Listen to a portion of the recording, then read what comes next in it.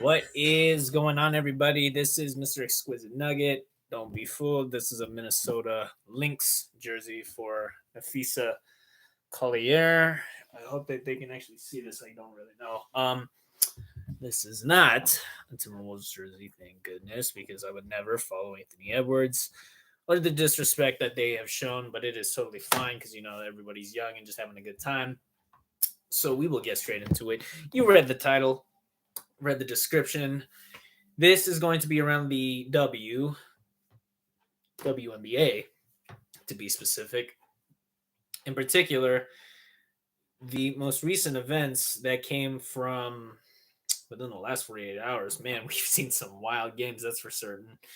Let's double check right now. So it sounds kind of crazy, but it's true since the Aces just lost to the Dallas Wings. I believe that was I think it was Tuesday night. Let me double check. And to be fair, Aja Wilson is a dog. It was 41 or 42 points to be specific. Yeah, she was insane, but the rest of her team just couldn't handle or deliver, considering it was just like a lot of bad missed free throws, terrible foul calls. Jackie Young committed. I saw the whole thing unfold. It was like, man, Dallas just couldn't be stopped. Enrique delivering clutch free throws. The rest of the team just wasn't able to capitalize on the rest. Megan Gustafson, excuse me if I'm pronouncing it wrong, she did not really contribute. 0 points, 0 assists, 0 rebounds, nothing even in 11 minutes. Chelsea Gray had 15 points. Yeah, Aja Wilson had 42, 6 rebounds, 2 assists. It is just crazy, man, how you can put up some crazy numbers, but it wasn't enough. And Jackie Young had 17, 6 and 6. But in a time like this, you got to really wonder. I don't think the Aces, this is why they won't three-peat. They're just not the same or the team that they once were. And I'm not trying to say karma is everything, but it seems like De'Erica Hamby's justice or whatever hopefully gets served because they are investigating as of that right now. And for the Aces, it's looking pretty bleak. So we will move on from that. For the Dallas Wings, they may be the second last record, but Enrique Ogumbawale, Howard, Satu Sabali, McGowan, like there are a lot of great players on the Wings. I think it's just like really the bad chemistry, or it's just not been the greatest year in terms of wins. So they'll get it together. Moving on, though, we have a game that was really a bit of an upset. The Indiana Fever with Caitlin and Aaliyah Boston upset the Connecticut Sun from 84 to 80. I saw this game in particular. It was pretty tight, pretty close. It was for the most part though.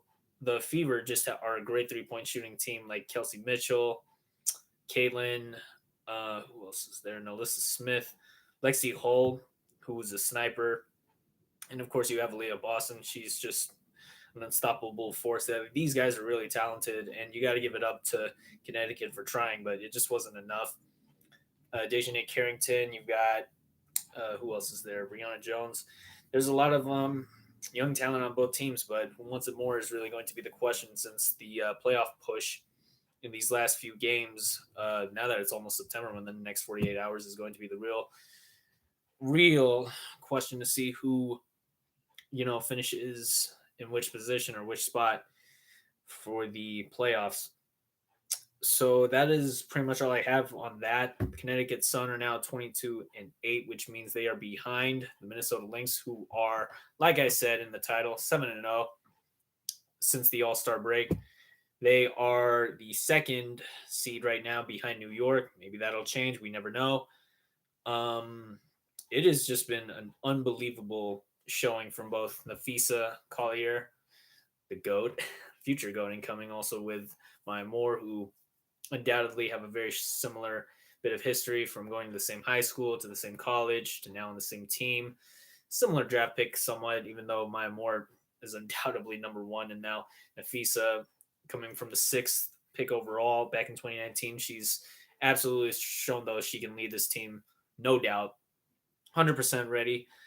And they just look like the most well-rounded team. There's no doubt that I think Minnesota for the Lynx can absolutely beat New York or anybody, even whether it be the Aces. I just don't see the Aces doing it because they're not particularly good at this matchup. Their defense isn't there for the Aces, and they just completely look discombobulated whenever they play the Lynx. So I see that happening.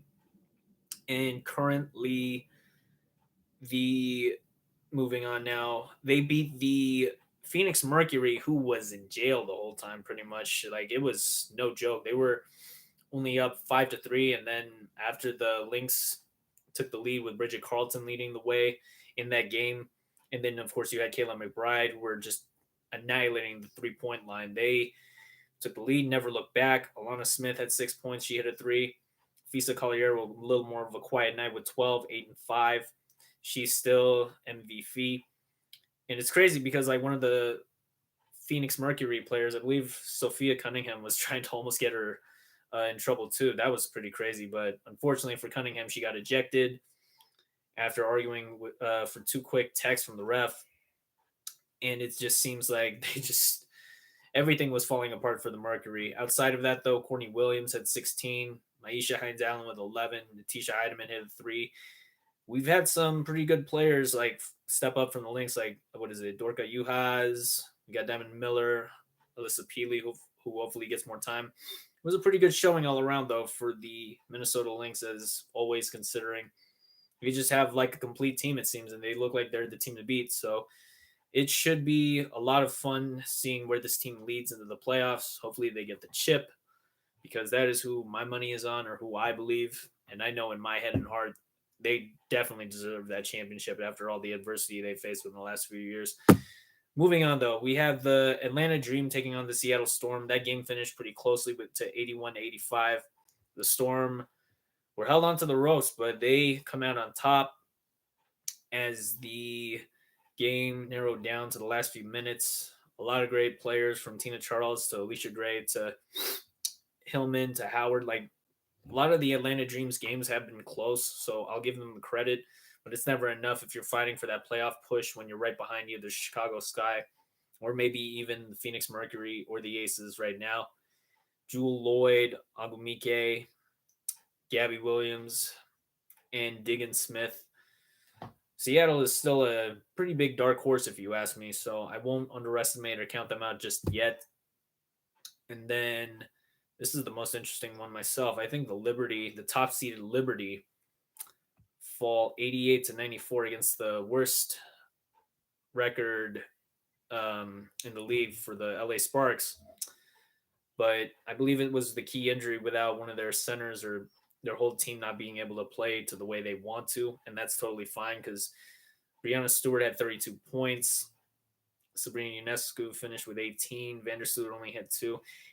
And you have Sabali, Thornton, Lainey Hamilton contributing, but it just wasn't enough against Dearica Hamby and Rikia Jackson, who it was like a whole team performance from LA. That's why they played so well. And yeah, it's crazy considering how the Liberty haven't yet to win a championship throughout I believe it was 26 years. It's been so long since even they counted. But yeah, the Liberty are one of the few original teams who have yet to win a championship. So it's crazy times, but it's all good. The Mystics defeated the Sky 74-70 as well. I believe, let's double check the numbers.